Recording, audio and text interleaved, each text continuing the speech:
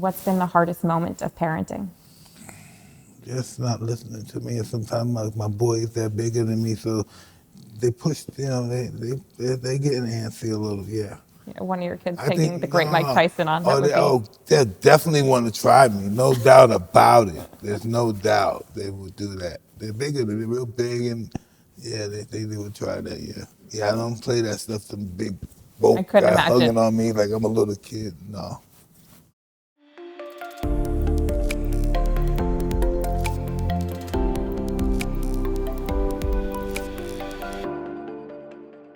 Hi, I'm Katie Miller. This is my podcast.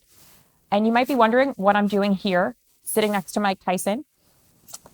But this conversation is meant to be the interesting questions, the stuff that in his long, very famous, very interesting career, he's never been asked. He's done more interviews probably than I've ever been alive. So I want to hear from Mike Tyson about all of the things that makes him tick Okay. and what his family and friends know and love about him. So the world knows you as Iron Mike, the GOAT of heavyweight boxers, but I hear you're also a history buff. I don't know about that. I know a little bit about a little bit. What's your favorite period of history? Merovingian times. I don't know, 400 AD. Do you see any parallels between the way Alexander the Great conquered the world and the way you dominated boxing? We both did it at 20. Who would win in a fight, Alexander the Great or Julius Caesar? It depends on what age, because Julius Caesar was a lot older when he was in control. Alexander was just still a kid when he was king. He was too old. If they were the same age, you'd have to pick Alexander. Is that like you and Jake Paul in the fight? No, it's different. It's different than that because he was born to be a fighter, a warrior. Caesar wasn't born for that stuff. What's your favorite recent TV show about history that you find to either be funny and good-hearted or historically accurate? History is funny because we really don't know what's accurate. We just know what we read and what insight that we looked into. So I haven't seen any history shows that I like. Not the Tudors? Oh, you talking about those shows? Yeah, Yeah. I like both BC Alexander the Great time, Cyrus the Great, that kind of era. Henry VIII? He's pretty interesting too, yeah. Which wife is your favorite? Neither one of them. He has, what, 8 of them, 7 Yes. of them? How many did he behead? Divorced, beheaded, died. Divorced, beheaded, survived. Me and my wife was just watching the movie about the one that survived, weren't we, baby? Weren't we watching a movie about Henry's wife that survived? It was, yeah, we were watching it a couple of months ago, right? President Trump recently had the greatest political comeback of all time. I would argue you've also had some great comebacks in your career. You're in the middle of what is another incredible comeback. What advice would you have for other people who have been knocked down and getting back up? It's very difficult, to say that I can give somebody advice because it's really in you. You just want to win more than anybody wants you to lose. You have to have it in you, and I believe sometimes you can hear something from somebody that could ignite your enthusiasm as well. But people have to have merit. Things that matter, things that are said have to have merit and have to matter to someone. When you're in the gym working out, everyone has the motivation. They say to themselves, like, come on, go harder. Just 2 more calories on the bike, just 100 more meters on the rowing machine. What is the pump-up speech you give to yourself to keep going? Oh, wow, I beat myself up. You don't want to hear that, please. I can't say that on television. Is it like, come on, just a little bit stronger, or are you like cursing yourself It's out? curse, it's bad stuff, yeah. It's really bad stuff. Because you work out harder, I would imagine, in the gym than just the Yeah, average but I person have, spending more time. this is true, but I have a tendency, it's a tendency a little to be lazy. So that's why I beat myself up. What would you consider lazy? Just not doing what I should be doing. Anything that I'm not doing what I should be doing, that's lazy. So what's the workout routine right now? During the day, I don't do just one workout, it's over, but just during the whole process of the day. Like I may leave here and do legs, because I already did arms this morning, back, so I'm gonna do legs when leave here. So in your typical day, I've heard you're a pretty schedule, routine-oriented guy. Pretty much so, yeah. So when you wake up in the morning, what are you doing for breakfast? Eggs and what else? Maybe eggs and chicken breast. For lunch? For lunch, it could be that Mexican salad stuff, and I might skip dinner. Skip dinner. Yeah. Do you do dessert? Yeah. What do you do? Periodically, I do, what was the custard pie? A lemon custard pie. Ooh, lemon? Yeah. So you like a little bit sour. Yeah. No drinking. No kind of alcohol or anything. And so who is going shopping for you at the supermarket? Are you going for yourself? If I'm able to go, my wife doesn't allow me to go with her. Why doesn't she allow you to go? Too many people talk to me and stuff, and she just hates that. So it adds an extra 10, 15 minutes when you go? It might be an hour. So what's it like? So you walk in, so you're walking into Whole Foods. Yeah, it might be an You're hour. walking into Whole Foods or Publix, and you're going through the line, and how many people will stop you? Do people come up to you every time? Because you're one of the world's most recognizable figures. I'm sure people turn around, you're like, and you know that they're looking at From you. experience, I learned how to handle it, but it could be overwhelming sometimes. You know, you have to be like experienced individual to really know how to handle that, because it could be irritable, and sometimes you could strike out at somebody because it's uncommon. People that you don't know are very familiar to you. So They feel like they've known you and grown up with you, and you're like, I don't know who you because are. I'm them too. I was like they. When I was young, I used to always go, hey, he looked at me, he saw me. Guy started looking at the light somewhere. I said, he looked at me. It's a jerk. So I understand people that does that. You mentioned your wife. What's been her role in your life? You guys have been married for 16 years? Yeah. What's her role in my life? Yeah. I don't know. Ask her. Ask her what's not her role in my life. In your comeback story and how she's been able to be there for you, what would you say is the best trait in how she's been able to help you? I don't look at my life as a comeback story. It was somebody that was doing bad for a moment, and he got himself together. You know, it's not really a comeback. It's just somebody that realized what he was doing was a waste of time, and he just cleaned his life up. You know, it's so cliche. You know, like what's this stuff? Comeback and legacy. These words are so it's just used so much. It's just tired of hearing them. They don't even exist. What I care about a legacy? I'm dead. But when you pass, the people who will remember you, obviously, is for your legacy and everything you've done. No, but it's also your that, family. my family. That's It's your the only thing that family. matters. My family. You know, some of them may not have nice things to say about it, but they're my family. That only thing matters what they say. So you have 6 kids. 7. 7 kids. Yes. Sorry. What is the best part about being a father to them? Wow, just being a father. You know, just being there for them, even though some of them are difficult. I have some difficult kids, you know, but I still love them, and we just have a different relationship than some of my other kids. But everyone knows it's love. What do you consider difficult? Huh? What do you consider difficult? Not listening to me. That's difficult. What's been the hardest moment of parenting? Just not listening to me. And sometimes my boys, they're bigger than me, so they push, you know, they getting antsy a little, yeah. Do they get in physical altercations with you? No, but I know when they start hugging me, wrestling me, see how tough I am, and telling me, I can't tell them, I can't say I'm tough when I tell them, but I think, can you please let me go? Yeah, I don't play that stuff, some big boat guy hugging on me like I'm a little kid, no. You know, one of your kids taking the great Mike Tyson on. They definitely want to try me, no doubt about it. There's no doubt they would do that. They're bigger, they're real big, and yeah, they would try that, yeah. What's the best family vacation you've taken with them? Oh man, where did we go, baby? Caicos, Turks and Caicos with the whole family. Just to be crazy. He just went out there. And so listen, I gotta tell you a tragic moment in that trip. I don't know what happened. They got lost. My brother-in-law and I think my nephew, they got lost in the water. And we couldn't see them, so we thought they drowned or something. And the water that we thought they drowned in, because it was in the middle of the ocean, the water was only this deep. And I'm saying, how could it be that deep in the middle of the ocean? And I don't know, but they just walked back to us. But we thought they were dead. We were crying and everything. We couldn't find them. For how long? I don't know how long was it, baby. Yeah, we all nervous. And where were they? It was just on the one side that we couldn't see them, but then Oh, they my started goodness. walking. We thought they were walking on the water, but the water was like this deep. Did you see the story about the Disney cruise where the kid, the 3-year-old, had gone over the railing?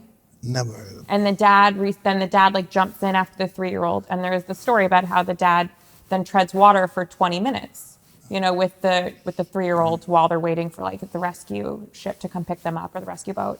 And so now my husband keeps being like, I don't know if I could tread water for 20 minutes. Well, try it for 2 minutes. Yeah. It's very complex. It's hard to do. Well, I guess you could do anything if your baby's involved. Yeah, that's true. So how old are your kids now?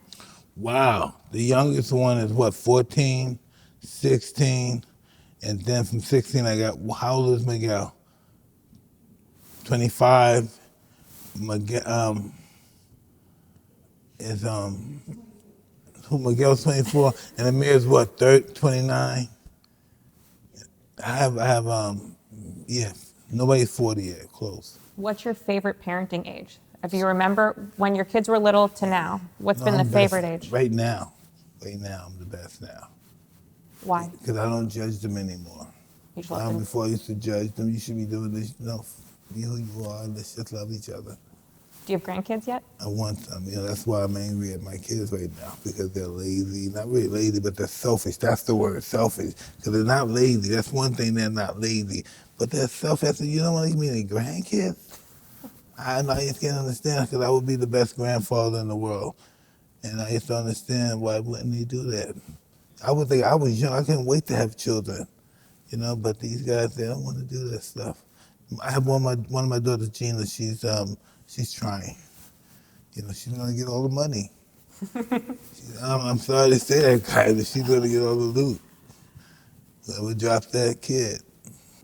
When you started boxing, you were how old? 13. And why'd you pick boxing, say, over basketball, football, soccer? Well, when I was boxing, I was probably 5'6" when I started boxing, so that wasn't going to be good for basketball or anything. And I never went to school, so that would have been good. I wouldn't have went to college, so I became a fighter. And boxing found me. And I met a gentleman by the name of Bobby Stewart who was working there with the staff, and he started teaching me how to box. And I learned to become better. Then he took me to Customado to take me to the next level. And so you grew up in Brooklyn? Yes, Brownsville, Brooklyn. And then you eventually moved, and that's where you started. I moved upstate New York. My mother signed the release paper to allow Customado to be my legal guardian. And what was that transition like? Wow, it was 2 different worlds. I come from a totally 100% black world. Anything I know is white is the police, the judge, the lawyers, social workers and stuff. And I guess from that, boom, total 100% white world. And it was complex because it was really strange because these people loved me too. I had to absorb that as well. How do you think that shaped who you are today, going from living in a predominantly black community to living in a predominantly white community I'm just and seeing the love everywhere? I just have love for all the world. It's just everything's good, man. I don't believe in there's no religion, there's no business. All it has to do is good people and bad people. That's all it's about.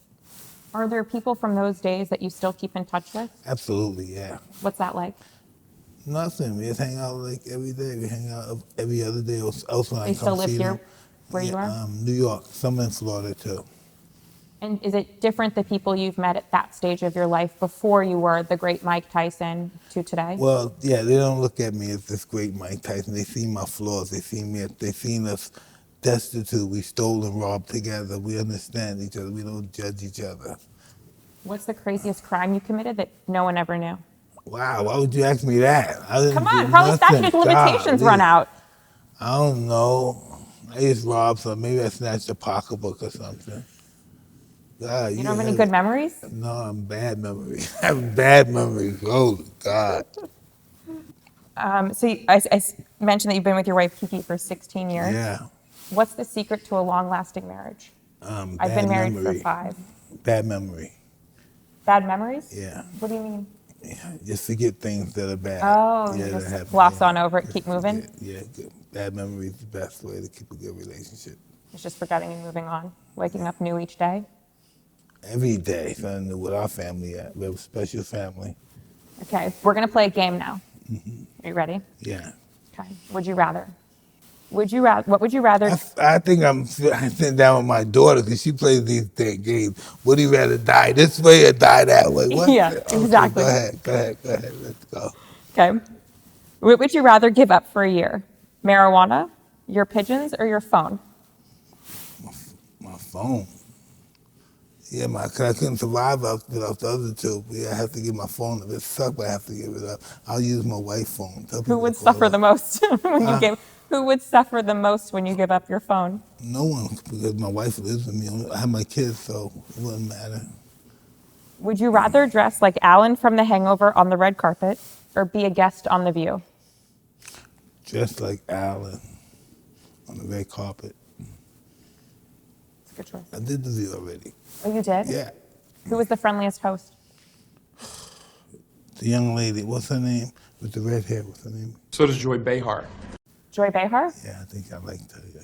Her father and uncle flew pigeons too. Really? Yeah. What would you rather get leaked to the media? Spicy text messages with your wife, or your browser history? What's my browser history? What you search for on the internet.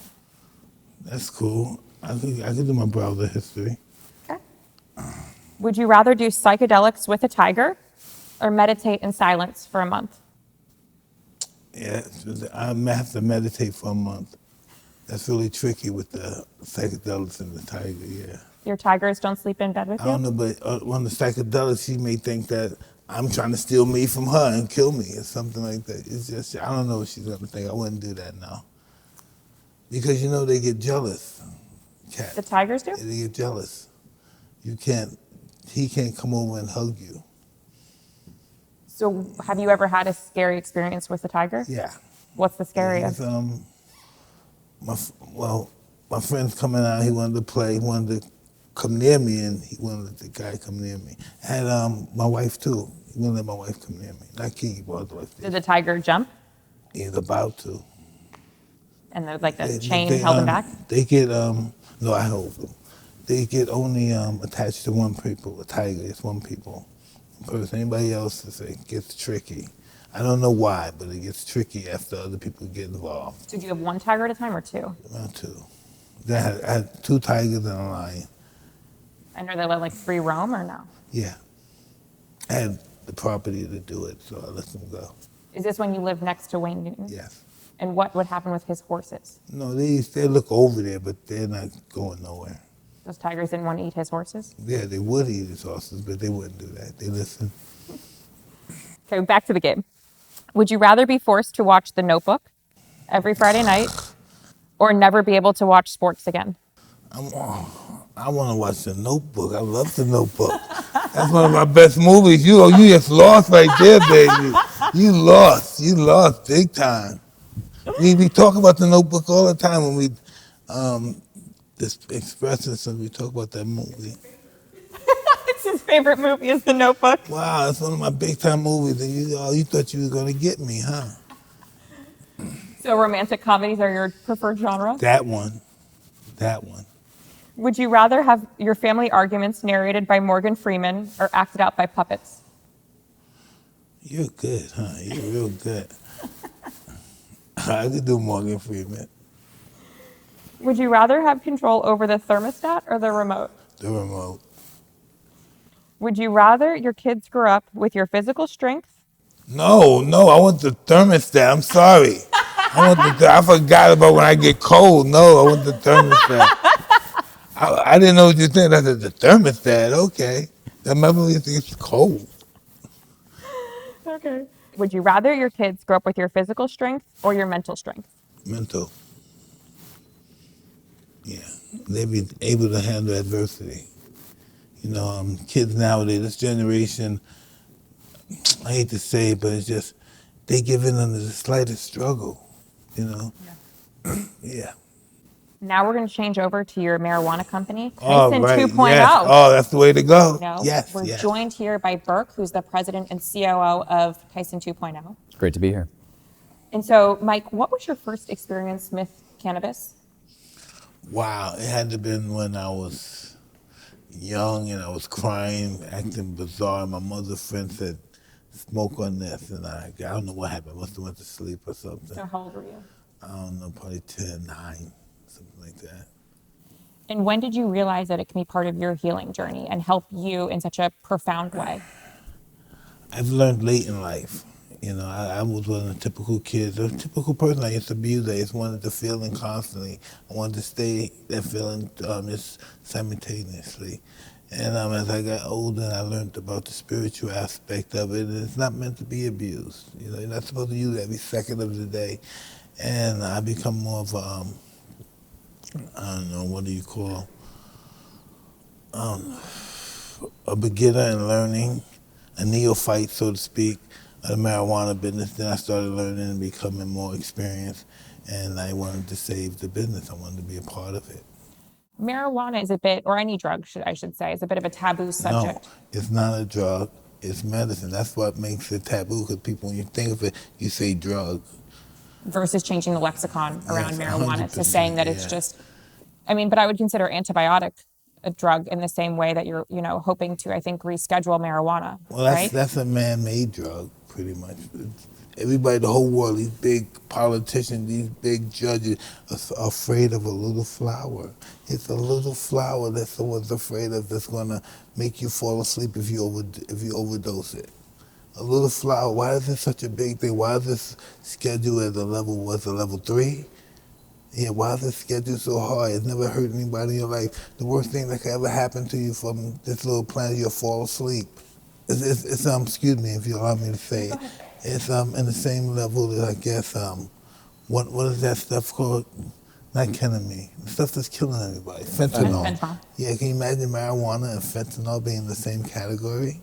Well, technically speaking, it's still not even in the same category, right? Like fentanyl is lower on the schedule, so. Well, I was just giving it a benefit of a doubt, but I Yeah. guess there's no benefit in doubt. And the administration is doing a It's great bad. job of battling, fentanyl, et cetera. But to take it a step further, it's our mission to give cannabis justice, which is rescheduling and hopefully eventually get to the point of descheduling and federal legalization. So Tyson 2.0 obviously is operating in the legal capacity. Correct. And you'd hope to get this legalized at the federal level and not just the state level. What would you hope to have done in the regulatory perspective Sure. for cannabis? Yeah, I think if there's a synonymous rule book that everyone can follow, and it's not on a state-by-state basis, whether that be testing, age, et cetera, that's a great place to start, the same way that there's synonymous rules with alcohol, tobacco, et cetera. And I think the biggest thing that is stigmatized right now, when people think of federal legalization of cannabis, is the streets are going to be packed with smoke and everyone's going to be walking around high and their kids are going to be getting high. It's silly. It's a part of that reefer madness that Mike referred to earlier. The same way you're not able to, in most places, spark up a cigarette inside and ruin someone's day. We would expect the same thing to happen for cannabis. This is for responsible adults looking for a healthy lifestyle that gives them the ability to take the edge off and really have a good life. So I'd say from a compliance basis, what we would aim to achieve is really getting an understanding of what sort of roadblocks would prevent this from becoming normalized. That's the biggest goal. And what about kids? You mentioned about ensuring kids can't just light up on the street. Yeah. What do you say to the parents who would hope that, their kids, while they're at least around their house, are not smoking or they have some control over that? 21 and up, babe. Yeah, this all comes back to education. And again, the ability to actually conduct research trials on the plant without, these groups feeling like they can't because it's federally illegal. The ability to study it is something that, I think needs to be done. And, within that, based off of what we find there, it'll give us a compass of, how to write that legislation, make sure people know the rules. Have you had any conversations with the president or people in the administration about this? No, but it's the administration. I've talked to many people in the administration, and I'm looking forward to, for good news. Where do you think you are in terms of the path ahead and fight forward? Please. No, you please. Yeah, I think the ability to, make these meaningful changes by utilizing Mike's platform, his voice, everyone listens to him, respects him for everything that he says. It's showing that, the ability to have that platform and be able to open up the education around the plant that has been so misguided over so many decades. That's the first tranche. And then the second tranche is, again, using all of that new education to invoke meaningful policy change. And we're confident that, we can be able to do that. I used to look at it as human beings are so influential. We watched that movie, we got so influenced by, what's that movie? Reefer Madness in 1938, we saw that movie, and we still, to this day, it still has the effect on people. It still has the effect when you smoke weed, you're gonna go crazy and mad and kill yourself and kill some other people before you kill yourself. And so who are your blockers right now to getting to where you need to be? There's a thriving black market still. I'd say that that's the biggest bogey that's in our way right now. And the black market is, thriving because of the fact that the legal operators have such an uphill battle because it's a state by state issue, that it gives the ability for, these bad actors to come in and say, okay, well, we're gonna be a part of this. It's a profit machine. They break the laws along the way, and it makes even more of a, robust challenge for the guys that are doing it the right way to actually come in and build a business out of it. This is a state-grown business. It's something that comes from the USA. It's something that, the country should get behind and be able to participate in, given the size of the industry. How does that affect Tyson 2.0 and its profitability in terms of that large black market that's out there? Yeah, I mean, here's the thing, in down economies, right, you are going up against people that don't have the money to go in and pay these super high taxes at a state level going and buying legal weed. So they resort to buying it on the corner. And the problem with that is the testing doesn't come into play. So you don't know if you're getting safe medicine at that point, right? And we're already starting to see this huge influx of Chinese cartels coming in, popping up illegal grows and lacing cannabis with chemicals, sometimes even fentanyl, and it really hurting people. And without an age gate in the black market, that's where the stigma continues to be rinsed and repeated with people that associate cannabis as a negative. We just discovered that fentanyl doesn't work in cannabis, but it's still being used to kill people. So I mentioned earlier that, and where you corrected me, that marijuana is a bit of a taboo in a way. Yes, because it was very popular by people of color. That's what marijuana, I guess, means, Mexican cigarettes, something like that, to that extent. And so it's been stereotyped by the people that used it. And white people used it back then in the 20s and the 30s as well, but it wasn't as prevalent as it was with the people of color. And so athletes are still being penalized for using cannabis to help themselves. Okay.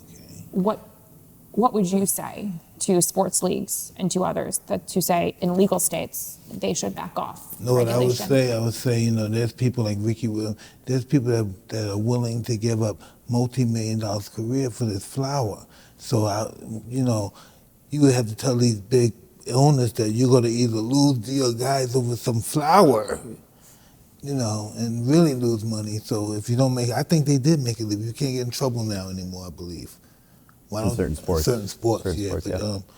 Yeah. I would. That little flower could prevent me from losing so much money and so much great players because people are dropping out. People want to smoke. That relaxes them. That makes them tunnel vision. They could play better when they smoke their marijuana. It's just the truth. And I wish that I smoked when I was fighting. So you mentioned that you started smoking at age 9 or 10. How do you balance, your advocacy for cannabis with you being a role model for younger fans? I don't know. This is what I do. I smoke marijuana, and that's part of my life as a human being. That's my journey. You're unapologetically Mike Tyson. Well, I don't like to look at it like that. 'Cause when I hear unapologetic, that sounds like fuck you to me. So I don't want to think of it like that. It's just I'm who I am. Well, listen, I don't know. Maybe I could, if I was a role model and an alcoholic and drank liquor, would I want them to do that? No, I wouldn't want them to do that. I just think, from my perspective, using cannabis, I think that's safer than using alcohol or anything, or cocaine, or anything from that perspective, or fentanyl, so to speak. And I think that kind of dovetails into that education piece that's been lacking, right? The inability to, have trials and really understand the plant. Because with that fentanyl stuff, right, I've done fentanyl before in the late '90s when it first came here. It was for painkillers. It was for painkillers, and I used to use it to patch on my toe. But it was like heroin. Once you take it wears off. You take the Band-Aid off. You start Withdrawing, throwing up, just like if you were on heroin or something. Right. How'd you avoid becoming addicted just because you did it once? No, I did it quite a few times, but know what happened? It was illegal if it caught in my bloodstream. It was a narcotic, my friend told me, because it was brand new. And I told my friend, hey, can I use this? Because he was a commissioner. Mm-hmm. Will I be able to use this? No one ever heard of it. They said, then he looked up and said, Mike, that's a narcotic. You couldn't use it. I didn't know that. I just thought it was a painkiller. And so boxing kept you straight because you couldn't use it at the time? No, but I would have used it, yeah. Got it. I would have used it. What have you learned since starting a marijuana business? That is very tough. We've been doing this for a long time, and to get as far as we've gotten in this period of time, even though it was a long time, it could have took a lot longer. It could have took a lot longer. Isn't that the story, though, for anybody starting anything new, is that anything you think you're getting into, it's going to be a harder, longer road than what you thought? This is more than something. This is a whole new genre of something, that's never been done before. This is the prototype of legalizing cannabis. Yeah, there's no true blueprint for it from an entrepreneurial level, right? We're still battling up against it being federally legal. Operators that are plant touching, they deal with getting their bank accounts shut down overnight, inability to take out loans, et cetera, to scale their business. So I would say that this industry does come with a lot more roadblocks and speed bumps than traditional CPG or what have you. Have you had any trouble banking? Ugh, tons. Yeah. Really? Who's been the problem? Please, I don't want The big banks are very reluctant to take on cannabis business because, again, it's still federally legal. So our hope in rescheduling first is to enact safe banking, which I don't even understand that. I can't understand. It gives the big banks the abilities to say, okay, we're willing to take this business on, right? And again, the ability to actually participate as a legitimate industry is lacking at the moment, right? But what we're building towards is being recognized as a powerhouse, and again, a state-grown powerhouse of an industry. Imagine if I just had, because it's a cash industry, so I have $20 million in cash. I'm a good person, though. I'm taking it to the bank because I want to pay taxes on this, help my, community out. If I go do that, they're gonna arrest me. I'm doing the right thing, right? I'm not skipping taxes. I could take that money and say I'm not paying taxes. I want to take it to the bank, pay my taxes, and boom, I'm in jail. So those operators are forced to, bank with smaller banks, much higher interest rates, et cetera. And it creates a lot of friction to be able to stabilize your business that way. So that's why you see, these operators that, essentially feel like they've won a golden ticket by getting a license. And what they have to compete with is the black market. They have to compete with the inability to bank. the inability to take out loans, scale their business. What's mind-blowing to me is that, you're Mike Tyson. Everyone knows who Mike Tyson is, right? I keep saying this, but you're one of the most recognizable figures in the world. And you would think that when you were starting a business, whether, whatever that may be, that people would open the doors for you and call you back. Listen, in some situations, they did. But, we're fighting the octopus in this particular business. It's not just one individual, we have a whole entity that we're fighting. Well, what blows my mind is you think about how many people who try to start something and can't even get their calls returned or face insurmountable hurdles. And when you're hearing this, quite frankly, what I keep coming back to is that, when you are having these issues, what's that like for somebody else who is starting a very similar company, who is having the same problems and then can't get their calls returned and are struggling?